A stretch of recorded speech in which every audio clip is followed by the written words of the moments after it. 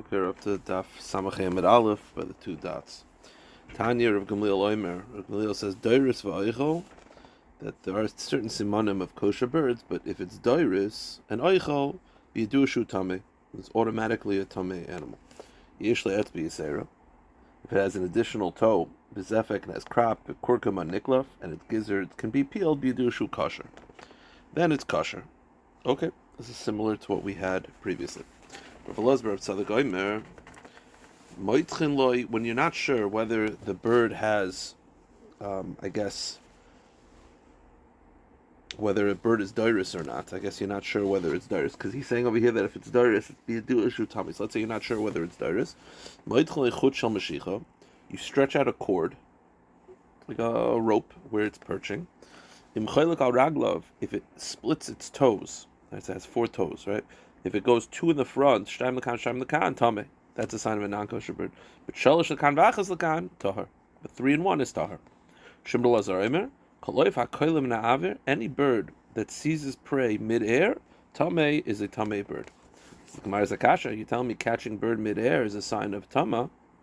Tziparta is apparently a kosher bird, and miklakalta, it also catches prey mid-air. So what's going on? So Rabbi, koilid v'oichel kamrina. Shimon Elazar was not referring to just catching prey. It was catching prey and eating it mid-air. Apparently the Siparta is kosher, where it catches the prey but lands on the ground and then begins to eat. Okay. The Brisa then gives another definition. If you have a bird that you're not sure whether it's kosher or not, so if it's with other birds, it flies with other birds that are tameh, and it rests with other birds that are tameh, then it's tameh, then it's a sign that it's tameh. But but if it's with tahar birds, then tahar. So association is significant. So Gemara says, Keman, who is this like? It's Rav Eliezer. If you remember, we had a machlokes, and Oiriv is a tameh bird. We had a machlokes, the pasuk by Oiriv is Keminoi, Limina, or something like that. So Rav Eliezer said that a zarzir is also tameh. The Rabbanan disagreed. And Rav Eliezer's argument of why the zarzir is tameh, he says, Loi lechinam halach zarzir itza Oiriv. Because they're always together, they fly together, they rest together. So you see that it's a sign of a tameh bird. So Rav Eliezer holds that merely the zarzir association with the Oiriv is enough to make a tameh. That's very similar to this argument. The Rabbanan seem to disagree. The Rabbanan feel that association is irrelevant. So this concept that a shachinim tameim is tameh and shachinim tayrim is tahar follows Rav Eliezer, not the Rabbanan. So the Gemara says no. Afilu tem Rabbanan. The truth is it could be the Rabbanan as well. Shachim v'nidma kamrina. If the bird just associates with other birds but doesn't look like the other birds, that the Rabbanan disagree, that they feel is nothing. Our discussion of shachin and tameim is tameh is universal. Why? Because we're talking about not just a bird that associates with other non-kosher birds, but also resembles. So if it just associates, that's machlokes tanoim. But if it associates and also resembles a non-kosher bird, then it's going to be non-kosher. Okay, so here we're now switching the subject, and we're talking about grasshoppers. So the Gemara had said one of the siman of a grasshopper is that it has to have that its wings cover roiv of its body. My rubai, what part of the body does it cover? Amravi the merav roiv orchai, the majority of the length of the body. But some have a different version, roiv hekefai. They're not the length, but the circumference, that the belly as well. So it's either roiv length or roiv circumference. So how do we paskin? We need both, roiv of the length and roiv of the circumference. Tan Rabbanon, another sign that is necessary in order for it to be a kosher grasshopper is that it has to have, in addition to the 4 walking legs, it has to have 2 jumping legs. Let's say a grasshopper does not currently have jumping legs, but because it's young, but it will grow and eventually have jumping legs. Could go in hazachal, like the zachal type of grasshopper, mutter. That's mutter. Rabbi Yossi says, what's the source that not having it now but will have it later is a sign that it's tahar? Because the pasuk says asher loy kra'ayim. Now the way it's read is with a vav, but the way it's written is with an aleph. Now asher loy with a vav means that it has jumping legs, but the way it's written is asher loy with an aleph. It does not have. So there's a kriya and a ksiv. They seem to be polar opposites. So how do you reconcile those two things? Is it loy or loy? So the answer is Afal pi she'ein lo yachshav asel. Loi means right now, Lamed Aleph, there is none. But Loi, Lamed Vav, it will. As long as it will at some point, it's going to be kosher. We said that a grasshopper that is kosher, that will grow, is a zachal, my zachal. Rabbi askrin. Okay. Now, the flow of the next Gemara, let me just explain. There's two psukim. The pasuk, pasuk in Vayikra Yud Aleph Chav Aleph and then Chav Beis. Chav Aleph begins, Ach ezeh toichlu. This is talking about grasshoppers. This is the type of grasshopper called Shertza Oif HaHoylech Al Arba, that it has 4 legs. Ashla Kra'ayim Imal Raglav Lanat Ben Aretz, and it has jumping legs. It's the first pasuk. Ach ezeh toichelu. The next pasuk is, so that's a generalistic, a klal.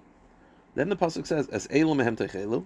What are the types that you should eat? Es ha'arba leminoi, es ha'sloim leminoi, es ha'charga lemineu, es ha'chagav lemineu. So it lists 4 types: the arba, the sloim, the chargal, and the chagav. Is machlekes tanoim, how do you understand this? Now, it said those things, arba, sloim, chargal, chagav, and it always has another word with it. Minoi, lemineu, lemineu, lemineu. So there's 2 different ways to look at it. The first Tana, let me just say this all outside, then we'll see this. The first Tana understands that these 2 psukim is a klal and then a prat. The first pasuk, Ach ezeh toichelu, is a klal. And then this pasuk, all of these are pratim. What should you eat specifically? Is arba leminoi, es aslam lemineu, es chargal lemineu, es chagav lemineu, and even the word lemineu is also a prat. So it's all pratim. So it's a klal and a prat. In bechlal a masher b'prat. A klal and a prat is inclusive.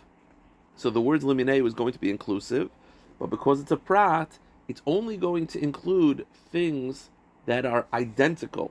So let's say the word, you have the arba leminoi. So leminoi will include things that have to be incredibly similar to the arba in all characteristics. And the sloim lemineu is going to be inclusive, but it has to be incredibly similar to the sloim and the chargol and the chagav.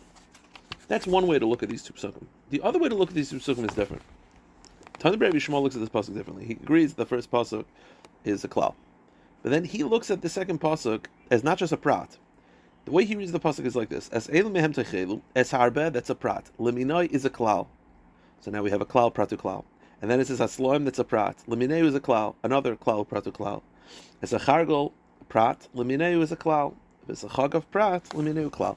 So it's one pasuk that has like 3 or 4 klalu pratu klals within it. A klal pratu klal is more inclusive than a klal and a prat. So Rabbi Shmuel will be more inclusive of what type of grasshoppers. It doesn't have to be identical. It has to share certain characteristics of the prat, but it doesn't have to be identical. Let's see it inside. Right. This is the second pasuk. You should eat the arba, and then the sloim, and the chargal, and the chagav. Arba ze goivai. Arba is referencing the goivai grasshopper. Sloim ze roshon. Chargal ze nipol, and chagav ze gadion. Okay, whatever these 4 types are. So what do you do with these 4? So it's to include, but because this opinion holds that it's a klal and a prat, it's only going to include items that are incredibly similar to the arbe, sloim, chargal, and chagav. And therefore, the first one is lahavi tziporis kramim. It's to include the tziporis kramim, the yoichna yerushalmis, and the artsuvia and the arzavis. Those are the 4 different types that are incredibly similar. That's because this Tana believes that it's a klal and a prat. The Rabbi Shmuel Tana, the Rabbi Shmuel says no. Elu klali klalis, ve'elu prate pratis. Within one pasuk, you have multiple klals and multiple prats. So he does like this. Arbe zaguvai. Fine. But liminai is lahavi, is to include, go to the next page, tziporis kramim. Tziporis kramim is a type of grasshopper that shares a characteristic with the arba. You see, as we'll see, to start, for it to be kosher, it needs the 4 simanim. It has to have the 6 legs, it has to have the 6 legs, it has to have that 4 wings, and it has to have that the wings cover. So it's 4 legs, 2 jumping legs, 4 wings, and the wings cover over the body. Everything has to have that. The question is, what else does it have to have? So he includes, because he holds the klal prat klal, l'leminoi is lahavi tziporis kramim. Now tziporis kramim is similar. It has all four for sure, but it's similar to the arba is that they both don't have hair on their head. They're both bald. Now, are there other slight variations that they're not the same? Yeah, but in that nakuda they're the same. So it's close enough. So because it's a klal prat klal, it includes all grasshoppers that share the four characteristics of kashrus and are bald. I'm sorry, and that are not bald. Good. That's the first set. There's four of them. We've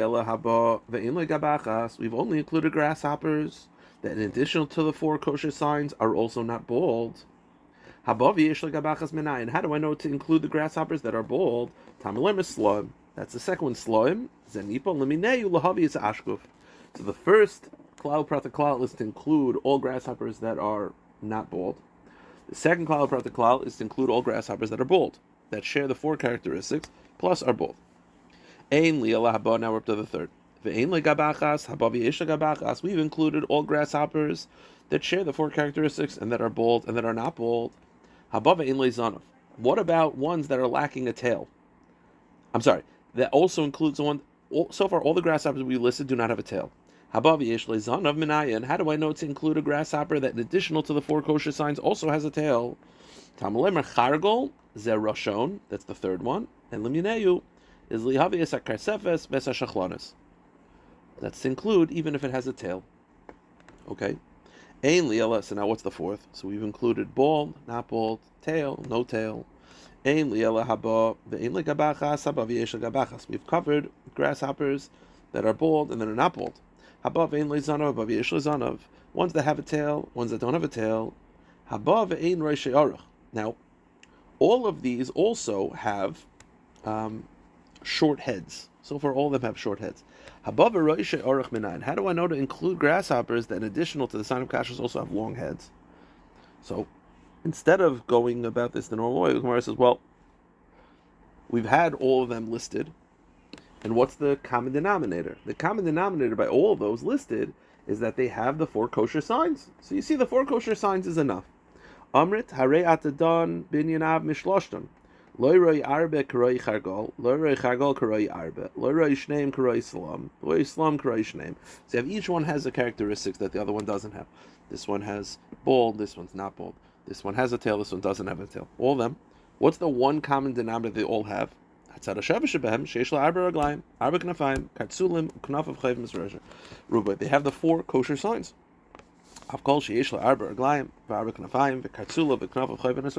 So too, all of them that have four kosher signs is enough. And therefore, this grasshopper that has a long head, it's similar in that regard.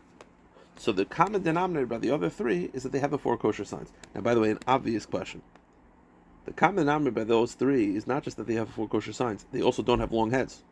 So now we're including, right? We didn't do this before by the tail. We didn't say, the only thing that matters is the four kosher sign. No, you need to have a special pasuk to include the tail. But now when it comes to the short head, the long head, we said, well, as long as you have kosher signs. Well, what do you mean? Well, the common theme by the other three is that they have kosher signs. No, the common theme by the other three is that they have kosher signs and they don't have a long head. So, a bit of a problem. Okay, now we'll get to this. Now that we're mentioning that the only thing that matters is that it has kosher signs, what about the tzirtzur?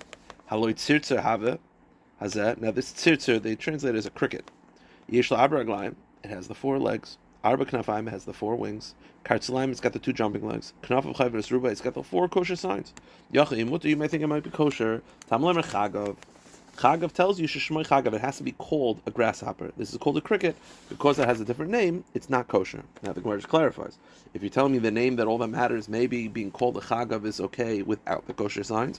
Ishmoy chagav yachol ein boy simonim halalu tamelermen lemineu achir kol simonim halalu. You need all the kosher signs plus being called a chagav. Fine. Now the Gemara is going to say. So the Gemara is going to say like this. Gemara says, Parach Rav Achoy, Malahanoch Shekin Ein Roishay Aruch. We said before that it's inclusive is that Ein Roishay Aruch. We said before that what's the common theme by the three of them? That they just have the four kosher signs. So to include one that has long heads. Why don't you say the common theme is that they don't have a long head? And if you want to say kivin deshava ba'arba simanim, my sinam v'le parchinan, and if you want to say that I don't care whether it has a long head or not, all that matters is the four signs. Imkev ihachi chargol nami deshava lahu loylichta v'teisim arba b'slaim. Then why do I need a special drasha to include the ones that has a tail, the chargol, right? Yeah, the first one has not bald, the second one was bald, the third one was a tail. You need a special pasuk for the tail. But why? The Gemara says, what do you have to say? The fact that you need a special pasuk to include the one with the tail tells you it has the four kosher signs. The answer is 4 kosher signs are not enough. So in other words, why is it that I need a special pasuk to include that has a tail, but I don't need a special pasuk to include a long head? And with this, the answer is Sloim Yiserahu. The answer is the word the Sloim category is completely extra. What was the Sloim? Again, just to get the flow going. Arba, the second one. I'll tell you why. Sloim Yiserahu. Loy lichtav rachman Sloim v'teisi ma'arba v'chargol. The first one, the Arba, is where it's not bald. The Chargol, it has a tail. The Sloim was the second one to include the ones that are bald. The Gemara says it's completely unnecessary. Why? The Ma'ib Parpach. What was your issue? Why do I need that? Because it's bald, right? So it's not like the other ones. I'll tell you what. The first one was not bald. The second one was bald. The third one had a tail, but it was also bald. So you don't need the second category. Once you have the third, which is kosher, and it has a tail and it's bald, it shows you bald is irrelevant. So what do you need slime for? Slime is completely unnecessary, and it's in order to teach me that if it has Roshei Aruch, slime is completely unnecessary, and rather to tell me that even if it has a long head, as long as it has the 4 kosher signs, it's going to be kosher. I'll stop it.